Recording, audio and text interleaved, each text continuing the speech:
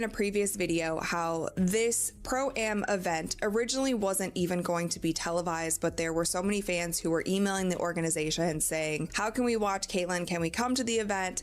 Can you live stream it? All of these things. And it ended up being put on television. And that was great. Fans were really excited about that. There was so much buzz online. She was trending on Twitter, all of the things. And the LPGA was promoting the crap out of this event. And they also did something really smart by pairing her up with their currently #1 golfer in the world, WNBA, because the LPGA just did everything that the WNBA should have been doing this season.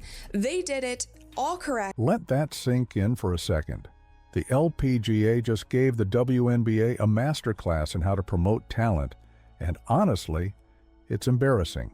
Because while one league was celebrating Caitlin Clark's presence and turning a casual Pro-Am into must-watch television, the other league spent an entire season trying to minimize her impact. You've been noticing this all year.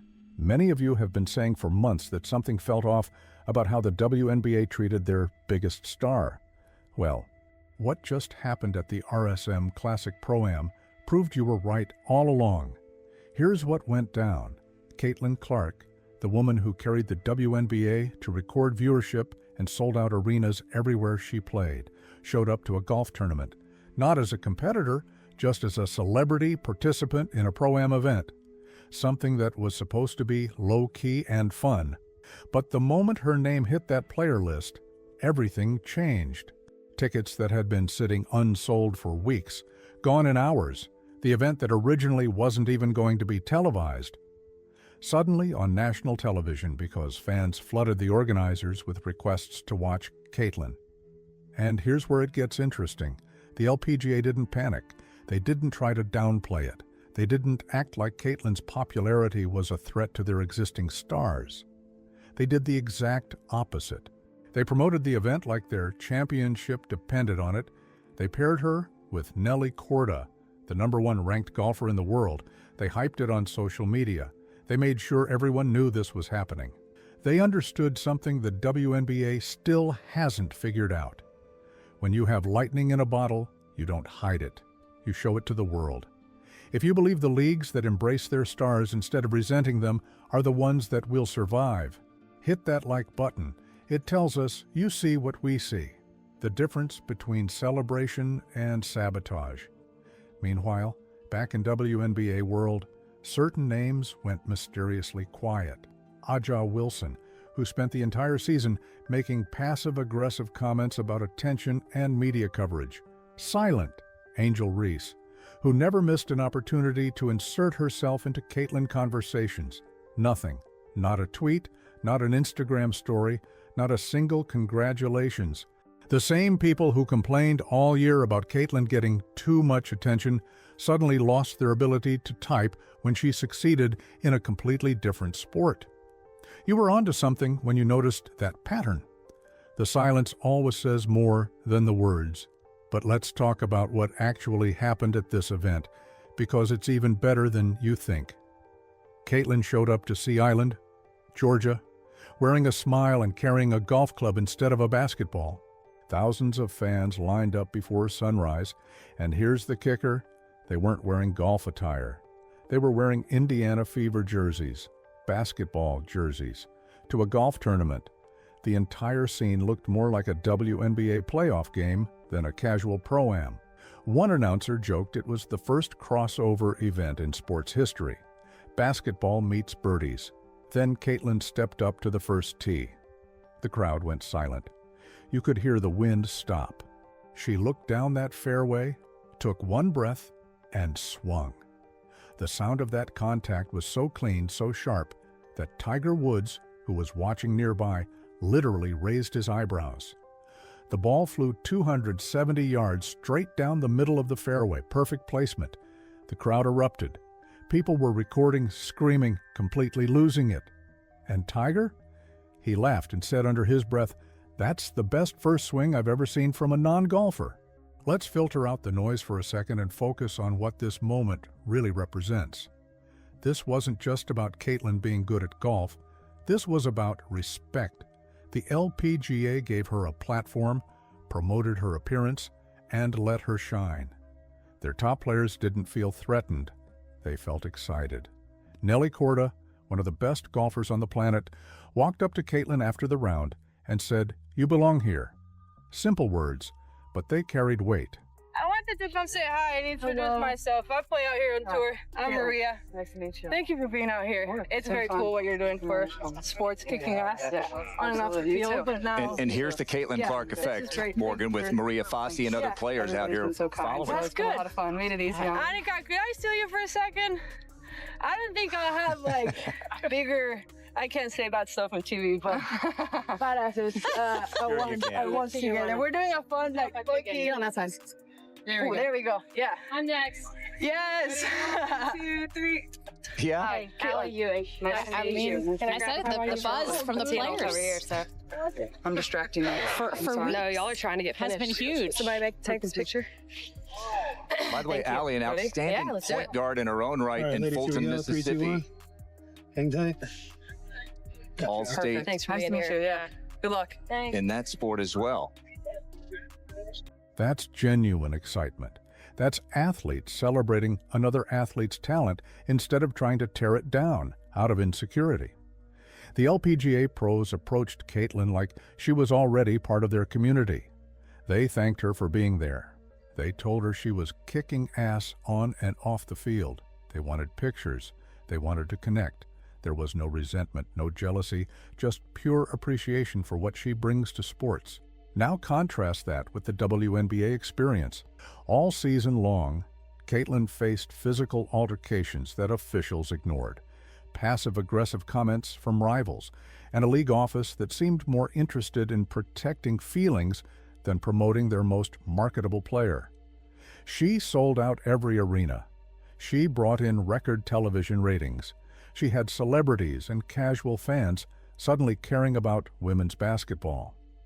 And what did she get in return? Complaints about media attention, accusations of privilege, treatment that often felt more hostile than welcoming. Reading between the lines reveals something uncomfortable. The WNBA had a golden opportunity to ride Caitlin's wave to mainstream relevance, and they fumbled it because certain players and certain voices within the league couldn't handle someone else being the story. They wanted the attention to be distributed more evenly, which sounds fair until you realize that's not how star power works. LeBron James didn't apologize for being the face of the NBA. Tom Brady didn't downplay his success to make other quarterbacks feel better. Stars shine. That's what makes them stars. The LPGA understood this immediately. They didn't try to make Caitlin share the spotlight with 15 other golfers. They put her front and center, paired her with their best player, and let the magic happen. And you know what the result was. The event pulled higher viewership than most LPGA tournament finals. Merchandise sales spiked overnight. Pro-Am organizers revealed that Caitlin's appearance brought in more revenue than their last 3 events combined. Sponsors were calling nonstop. Golf fans who never watched women's golf before were suddenly tuning in. That's what happens when you embrace your stars instead of resenting them. That's what happens when you understand that rising tides lift all boats. The LPGA made more money, got more attention, and elevated their entire sport in one weekend than the WNBA managed to do in an entire season of trying to minimize their brightest talent. But we're just getting started. Because what happened after the event, the endorsement deals, the social media reaction, the continued silence from certain WNBA players, tells an even bigger story about the state of women's sports and who actually understands how to build a sustainable future. Connecting the dots reveals a pattern that should concern every WNBA fan who wants the league to succeed long-term. Drop a comment right now. Do you think the WNBA learned anything from watching how the LPGA handled Caitlin? Or are they still too caught up in their own drama to notice? Because the contrast couldn't be more obvious, let's talk about what happened after the Pro-Am ended. Caitlin didn't rush off to celebrate her performance. She stayed behind for hours, signing autographs for kids, taking photos with fans, even giving golf tips, which is hilarious when you think about it. She just picked up the sport, And she's already coaching people, but that's her energy. She doesn't act above the moment. She makes everyone feel included, that star power that money can't buy. While Caitlin was connecting with fans, the business side of sports was moving fast. Within 48 hours, reports surfaced that she had signed 3 major endorsement deals, one with a golf apparel company, one with a high-end watch brand, and one with a beverage company that wanted her as the face of their new campaign. The combined value, over $15 million. Let that number sit for a second. She made more money in one golf weekend than most WNBA players make in their entire careers. And before anyone tries to twist this into a negative, that's not shade toward WNBA players. That's just reality. That's what happens when you become bigger than your sport. When your appeal transcends the game itself and turns into cultural relevance. Caitlin Clark isn't just a basketball player anymore. She's not just a golfer either. She's a movement. She represents something people want to be part of. Excellence without ego. Talent without drama. Success that feels earned, not handed. Sports journalists started calling it the Clark effect. Every league wants her. Every brand wants her. Every event she touches turns to gold. The RSM Classic Pro-Am had higher ratings than most LPGA championship rounds. Think about that. A casual celebrity event outperformed actual competitive golf tournaments, solely because Caitlin's name was attached. Golf networks that usually get sleepy. Sunday afternoon numbers were suddenly pulling primetime traffic. Tiger Woods gave an interview the next day and was asked about Caitlin's performance. He smiled and said it reminded him of his own breakthrough. Confidence, precision, and no fear. She has it. That's high praise from someone who doesn't hand out compliments easily. Then photos surfaced of Tiger talking privately with Caitlin near the clubhouse. Sources suggest he offered her a private training session, something he rarely does for anyone. If that's true, she's officially in the golf inner circle. Meanwhile, the social media reaction was cooking. People started posting side-by-side screenshots. On one side, the LPGA praising Caitlin and celebrating her presence. On the other side, WNBA players posting brand deals and dance videos while completely ignoring her achievement. The comment sections were brutal. One league promotes talent, the other promotes drama. You could feel the shift happening in real time. The narrative was changing, and not in the WNBA's favor. Fans noticed the silence from Aja Wilson and Angel Reese immediately. The same people who spent months inserting themselves into every Caitlin conversation suddenly couldn't find their phones. One comment summed it up perfectly. They had time to throw shade all year, but no time to say congrats when she succeeds. That's not competition. That's insecurity, and people see through it. But here's the deeper issue. This isn't just about individual jealousy. This is about institutional mindset. The WNBA, as an organization, seemed to spend the entire season trying to figure out how to manage Caitlin's popularity rather than capitalize on it. They acted like her success was a problem to solve instead of an opportunity to seize. Meanwhile, the LPGA saw her for one weekend and immediately understood the assignment. Promote the star, elevate the moment. Let the rising tide lift everyone. One LPGA executive was overheard saying she's not a guest, she's the main event. Compare that to the WNBA's approach, which often felt like they were trying to remind everyone that Caitlin was just one player among many. Technically true, but strategically disastrous. You don't build a league by downplaying your biggest draw. You build it by celebrating them and inviting everyone else along for the ride. Even other athletes started weighing in. Patrick Mahomes commented, "She's a monster." LeBron James reposted a clip with the caption, "This girl different."